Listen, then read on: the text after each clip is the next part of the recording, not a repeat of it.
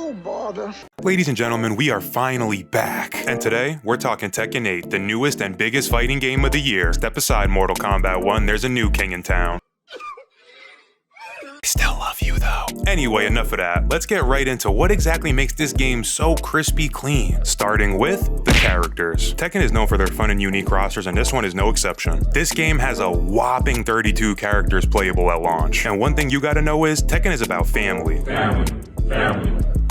We got our main character, Jin, and his evil father, Kazuya. And his evil father, Heihachi, is normally here, but instead we got this purple hair girl. Jin is also joined by his two uncles, Lee and Lars. Jin's mother, Jun, is also in this game, as well as Jin's cousin, Asuka, who's related to Jun. This shit sounds like an Alabama barbecue. But there's plenty of other characters, just like the old head that taught Dame how to shoot the J, your uncle that needs $100, bootleg Bruce Lee, bootleg Wesley Snipes, Titus from Final Fantasy X, waifus on waifus on waifus, a giant robot, Kung Fu Panda, Cocaine Bear, Nacho Libre. The list goes on, and there's no shortage of playstyles in all these characters that you can't have fun with. Now you may be asking, well, what exactly do we do with all these characters? To which I say, what a good-looking question. So let me show you, including the story mode. I'm not getting too deep into that today. Pause, that sounded crazy. But just know that if you're a fan of the Tekken story, this is a really big improvement from the last game. Who knows, if this video does well enough, maybe I'll do an AMIRITE on the story of Tekken 8. But that's on you guys. You have access to character episodes, which is essentially each character's non-canon ending. But I am not gonna lie to you, these character endings are written like absolute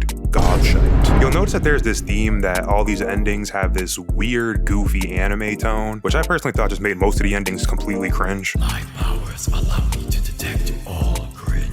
Like, most of them are just lazy and do not make any sense. For example, my main Nina, like in her ending, she just murders Lee at a coffee shop. Like, what? In Law's character ending, he literally dies after getting an invoice for property damages after becoming the leader of the Zaibatsu. And I don't even mean die in like a heavy way. I mean, he literally dies like a Looney Tunes Tom and Jerry, like Halo ascending into heaven. And Paul was just late for the tournament, which is literally an ending they've already used before. No one got it worse than Law, though. He got buried 6 feet under. Like, he gets humiliated and shit on in every ending he appears in, even his own. Now, from the gameplay to the move list, Tekken can be pretty intimidating and downright scary if you're new to the game or new to fighting games in general. But Tekken 8 strives in being more accessible than it ever has before. You got practice mode where you can, practice. Oh, brother, this guy stinks! You can watch replays from your matches saved directly to the game. You can even take control of your character in those replays and correct those mistakes in those replays and learn punishes and tricks in those replays. You can essentially keep going back in time and trying to fix your mistakes like Ashton Kutcher and Butterfly Effect. And with enough training and practice underneath your belt, you'll be able to hop into the meat and potatoes of the game. Pause, meat and potatoes sounded crazy. But once you pick your main and hit the lab for a little bit, you'll be able to enter ranked online battles. And that, ladies and gentlemen, is when the real fun begins. This is not gonna be fun. Alright, promotion match, not choke this one. Yep, then I get hit immediately. What? I'm gonna lose my mind, yep. I'm gonna get launched. Kill.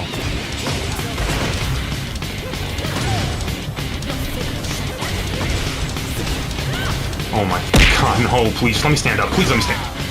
I get launched again for even more? Like, how many parts of the combo are there?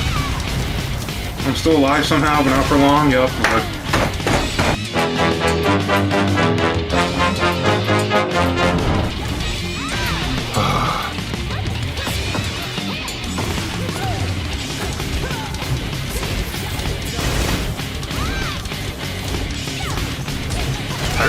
My down 4-2 just did not launch her. She literally just, I just hit her with down 4-2 and she just stood on the ground.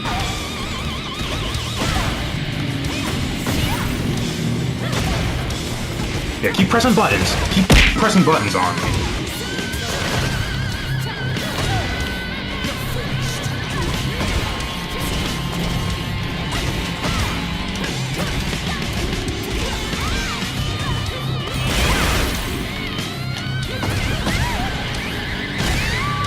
You! Oh my god, you stupid Ling. Nope. You cannot hide, coward! And I know, I still got a lot of practice to do, and don't be in the comments talking about, oh, you didn't hit the proper whiff punish, and you...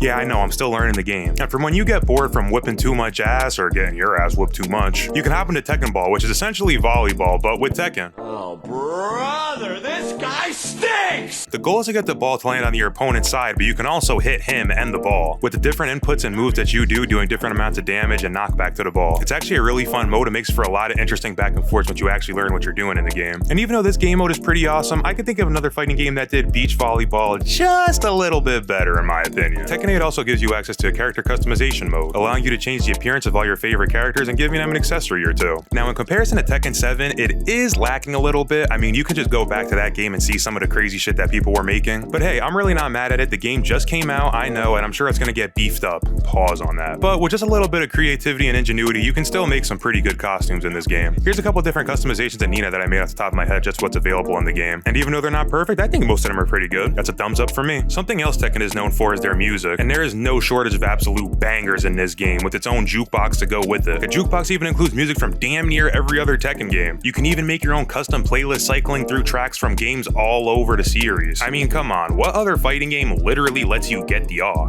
This game's gonna have you fighting people and fighting them boards. Not to mention that main menu music too. I mean, talk about an introduction to get you pumped. I mean, when that beat opens up, I feel the drums of liberation beating on my heart. About to lock in and hit Gear 5th real quick. And trust me, this game has content and features that we didn't even touch on today. Pause. There's no shortage of content in this game, especially when you look at the landscape of fighting games right now. Especially in regards to a certain other major fighting game.